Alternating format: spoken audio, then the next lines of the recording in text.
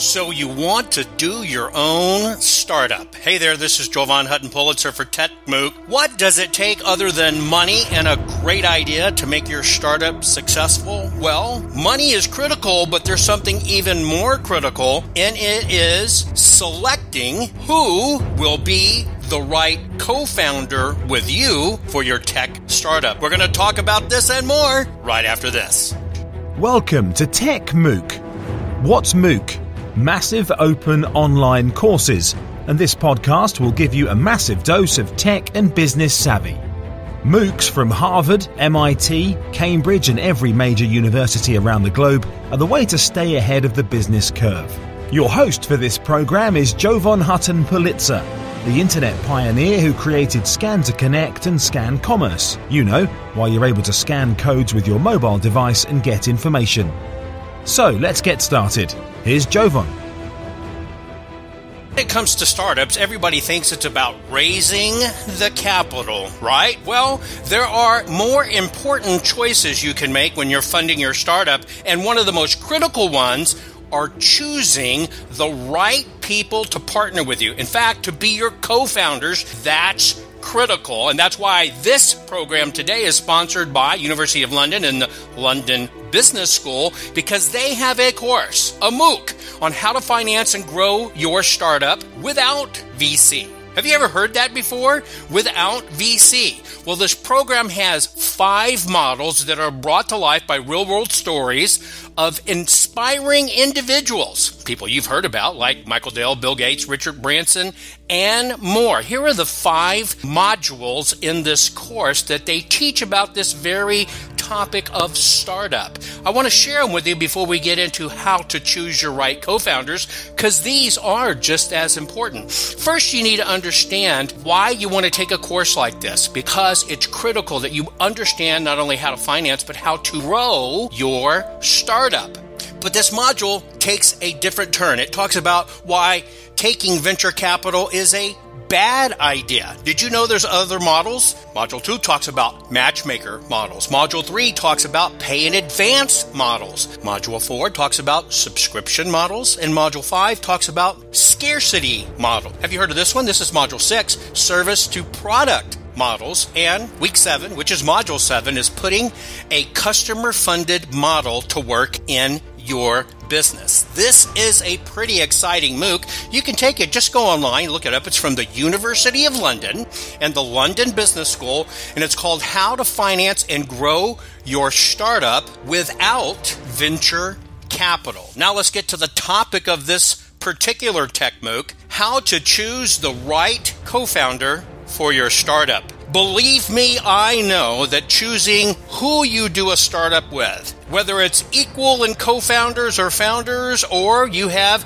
people that have maybe a greater bit of ownership than you, or you have a greater ownership than them, it is just like a marriage. And you want to make absolutely sure that your startup does not end in an absolutely horrible divorce. You know, selecting a co-founder is one of the most important decisions you can make in your business. You'll be tied to the person you decide to do this with for many years. And in fact, you'll be, in many ways, attached at the hip. Some say it's just like a marriage. However, you have to make much harder decisions, because rather than a few kids coming out of a marriage, you could end up with dozens, if not hundreds or thousands of employees, and you have to be prepared mentally to deal with it. That's why choosing your co-founders are important. And depending on your startup's focus and your professional background, you might struggle to find someone willing to go into business with you.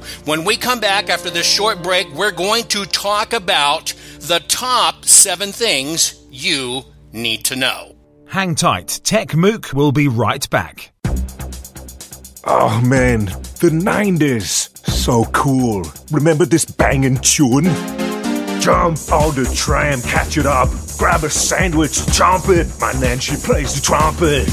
Dun, dun, dun, dun, we can't totally recall the 90s, like if you had PPI and a loan, credit card or mortgage, for example. Luckily, we don't have to. Many PPI providers now have online checking tools. Search FCA PPI for more info. Do it now! Geico presents Unhelpful Home Improvement How-Tos. A slippery bathroom floor can result in expensive hospital bills. So today, I'll show you how to cushion a serious fall by filling your bathroom with thousands of plastic balls. Just nail a piece of plywood across the doorway and dump in 2,000 multicolored plastic balls. You could try to protect yourself with a bathroom full of plastic balls, or you could get liability coverage through the Geico Insurance Agency. Visit geico.com and see how affordable renter's insurance can be. We're back. Here's Jovan with TechMooc. Deciding to jump off and create a startup can be a struggle, an emotional struggle. It's the difference between do you have it or do you not have it. It takes a lot to jump in feet first, head first, to try to start a startup. There's always a struggle. What is the business going to be? Who's going to do it with you? How are you going to fund it? And for a lot of people, how are you going to walk away from a guaranteed weekly paycheck working for somebody else to start your own business? This is when the decisions are critical and can affect your entire life. Like I said before the break, your founders that you decide to find if there's a match or create a business with are just like trying to find your mate in life. It is like a marriage, but you'll probably spend a lot more time together. You'll make much harder decisions. And instead of a few kids, you might have dozens, if not hundreds of employees.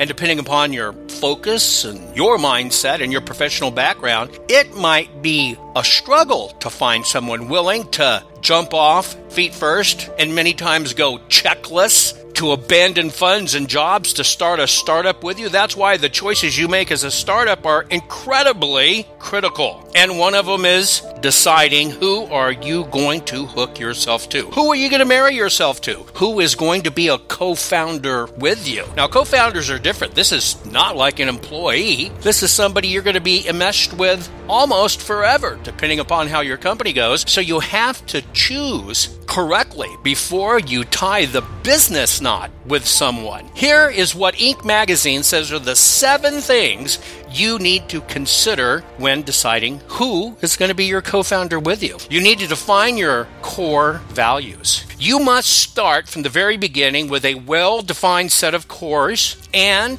those determine your priorities, your goals, and your decisions you're willing to make. Now, are you a super competitive person? Then you're going to need somebody that's collaborative. Or maybe you're the collaborative person. You're going to need somebody that wants to compete and aggressive. Do you want a work-life balance, or are you thinking about business 24/7? Or maybe your definition of honesty and integrity is completely different than the person you're going to be sitting at the table with. You must focus on your values, and that is where you start. You must complement each other.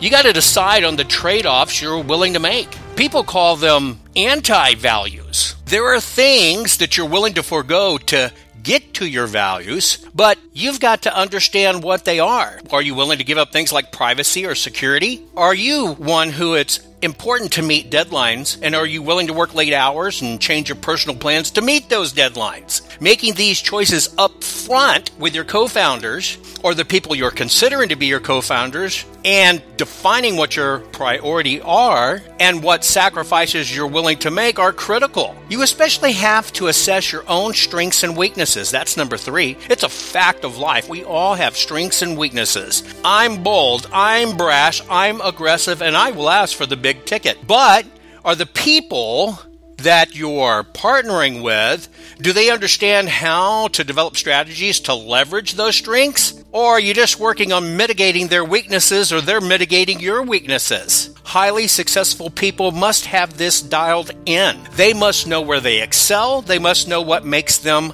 struggle. And they should surround themselves in the right environment with the right people. Now, it's tempting sometimes to find a co-founder who's just like you, but it is far better to find somebody who complements you in the right way instead of somebody who's just like you, because it does, in fact, take a village. You have to decide what type of relationship you want to have as well. That's number 4. Are you going to be working side by side every day or checking in once a week? Are you grabbing drinks at the end of the day or having a partner lunch once a month? As long as you're on the same page, either one of them are okay. But if you don't define it, one person may feel like the other's too needy, or the one person who likes to hang out and only check in occasionally, the other partner might think they're just being lax and not paying attention. That's why you have to define these up front before you choose the person. 5th item is, and this can be hard, you got to be able to check their ego at the door, both of you, theirs and yours. One of the tests for a potential co-founder is making sure they can put aside being right in order to do what's best for the partnership. Now, this is key. This means making a decision. You can't avoid things. Avoiding is disastrous. You have to make a decision. But you must make sure that the decisions you make are what's best for the startup or the partnership. And if people can't adjust and acknowledge each other and their skills, it's going to be very difficult to work together over the long haul. Sometimes you're humble, sometimes you're open to new ideas, but you got to be willing to collaborate on decisions that are key to making the startup successful. Number 6, make sure that both of you have the same level of drive and motivation. Now, you don't have to agree to work 80-hour weeks or be in the office till 2 a.m. every day, but you must make sure your co-founders have very close or at least similar commitment levels. Now, if you both have families and want to be home by 5:30 each night, that's fine. Just make sure you agree on it up front. But if you don't agree on it, be prepared for troubles. And number 7, the most important one, is you must discuss how are you going to deal with the adverse circumstances. Every startup will go through tough times. You must, in advance, talk about fundraising difficulties, cash flow shortfalls, employees leaving or clients leaving, what happens when you have to fire a key employee, whether or not you're going to hire family, best buds, friends, or whatever the case may be. You and your co-founder have to have a strategy for dealing with the tough times to be able to weather the storm. And that's why choosing your co-founders for your startup is truly the place to start working first. Thanks for being with us here on TechMooc. You can find each episode using hashtag TechMOOC or search hashtag Jovan Hutton Pulitzer. Until next time.